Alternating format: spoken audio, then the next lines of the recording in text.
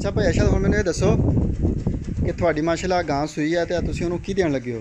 ये जी 2 दिन हो गए जी सूई नूं ते दूध थोड़ा दिंदी है जी।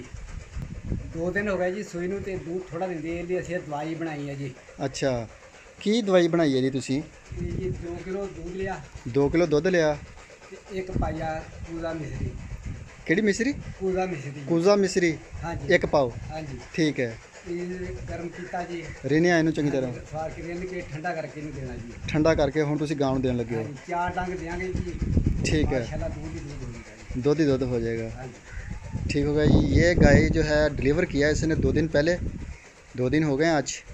इसने दूध नहीं उतारा था, जिसके लिए अरशद भाई ने फिर ये फार्मूला तैयार किया है और आज दे रहे हैं हम इसको।